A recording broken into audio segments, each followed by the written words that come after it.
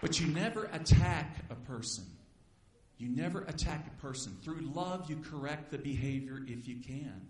If you can. And like in that case of that person, I'd say, well, now listen, have you ever read the book Think and Grow Rich? Or no, not Think and Grow Rich, I'm sorry. How to Win Friends and Influence People. That was the book. How to Win Friends and Influence People. Because one thing I learned, and I can remember in that book, is that people don't care about you, but you better care about them. You know? And so I talked to him about that. He said, well, I read that book. I read that book. Okay, can you read it again? And this time, can you apply it in your life? Is this possible? You know, that guy never made it. He's not with us today. You know, I'd like to tell you everything that's good, but I'm going to be honest, I'm not one of those guys. I'm a reality guy, okay? And in this business, you know, it's like what Bonnie says, it's not easy, but it's worth it. What you will go through is worth it. It's not easy. And I tell that to people. Now, if you want to make $1,000 a month, that's easy. If you want to go to the top and become a millionaire, that's not easy, but it's worth it.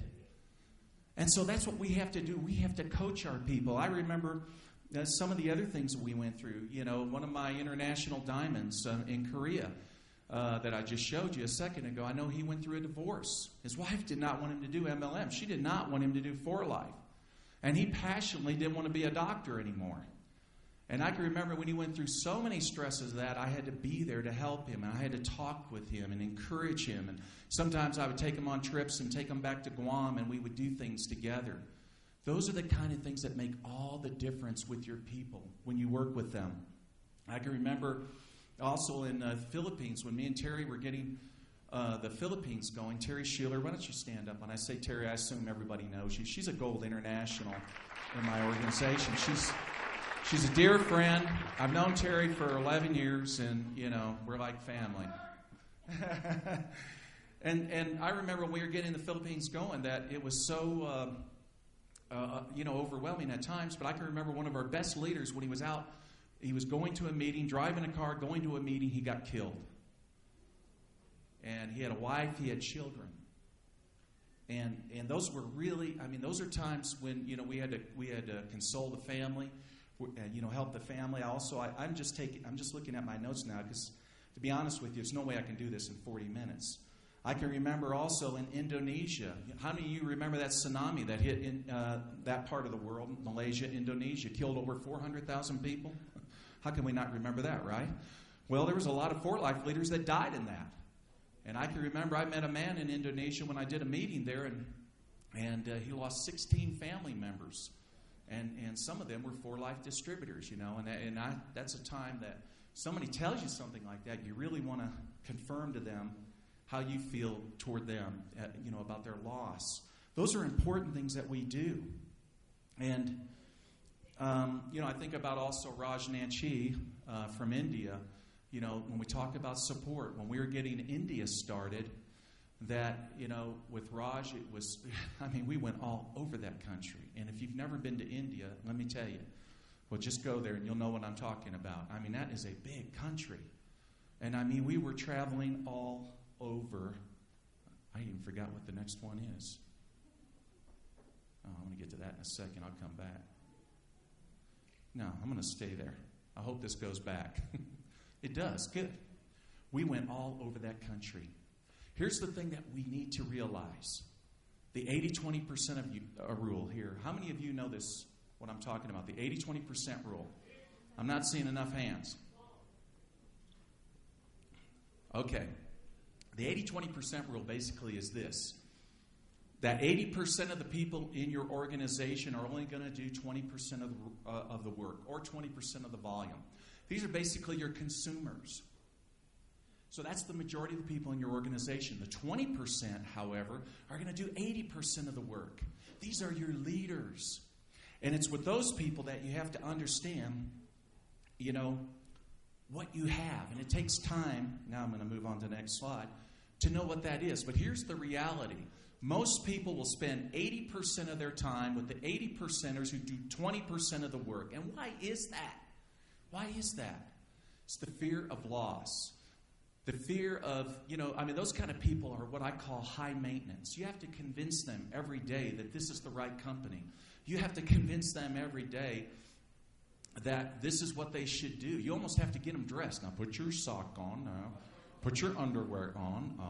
Now get dressed, because we can't go out there and they see you in your underwear. It's like you have to baby coach these people all the way every day. I'm telling you, folks, those are not the people you want to work with. You want to run from those people as fast as... Now, be polite. Say hi, hello. Good. And that's it. And keep moving. Keep moving. You know why? Because what's happening here is that the 20%ers are suffering. Here's some meetings we did in India. I'm just going to let you see a few of these slides. When we got started, this is, I believe, Mumbai. And the leaders. This wasn't an easy time. There wasn't a For Life office here. You know where the For Life office was? Terry Schuler's apartment. Terry Schuler had an apartment in Mumbai. That was the For Life office for us. And we would go around and do these meetings. And matter of fact, that was Jan Schuler, Terry's husband we saw a second ago. And we would work with these leaders wherever we went. See that guy sleeping on the front row? See that guy? He's an 80%er. Don't work with him. This is Pune, India. At this event, we had 800 people at our meeting. And you know what? I paid for their food. They like to eat too. They like rice. And this is Kerala, India. This is South India here, way south. This here is Punjab, India. This is up on the Pakistan border. Now on the American embassy website, it said, if you are an American, don't go here. And the leaders wanted me to go do a meeting there in Punjab. Now, obviously, I look a little bit different from them, right? So I sort of stand out in the crowd. And I promise you, I was the only American there. When I walked through the streets and the villages, they could see me. And, it was funny because my leaders said, I told them, I said, it says not to go here in the embassy website. Yeah, I know it says that. But, we are Sikhs. They're the guy that wears the turbans, right? And Sikhs are fierce fighters. The Pakistanis, they won't mess with us. Don't worry, they won't come get you. You can go, it's safe. Okay. Maybe it wasn't too smart. I went. And so I went there and did that meeting. That was in Amritsar. And then here outside of, I don't know, where is this province? I don't know what it's called. But we all know that's the Taj Mahal. And so that was with a group of leaders, and we said, hey, we're already in this area. Why don't we go see the Taj Mahal? And what an incredible experience. This is the northeast India. Now, this is the other side, and this is by the Burma border, Bangladesh, up around the Himalayan mountains. I froze to death up there. And so that couple there, they had me stay in their home, and it was really great to get to know him. He's a politician. She's a lawyer. They're very, very powerful people. Matter of fact, he's got 2 armed guards with AK-47s that stand outside his house. And that's where I stayed every day. And I said, the guys with the guns, do they really have bullets in the guns? Oh, they do. I guess that's why they got a gun. But it was a safe place. It was. I really enjoyed it. But these are the things that you go through is, when you work with leaders. You travel, you support, you do what you have to do. But here's the reality when it comes to looking in your organization. The 80-20% rule is you do not give your time to people who need it. You give it to people who deserve it.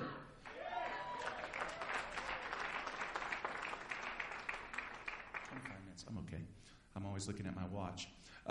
You give it to people who deserve it. Why? Because, my friends, you are valuable.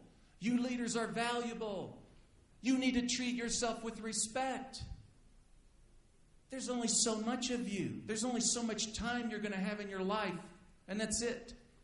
That's it. Use it wisely. Spend it with the right people. I can tell you when I worked for Life, I spent most of the time with the wrong people. And most of us do. We hope for the best in people. And then we find out, well, they're not going to apply themselves. They're not going to pay the price like Bonnie was talking about. Then it's okay. Then when you spot a winner, when you see an oak tree, when you see somebody's got potential, that's the person you run with.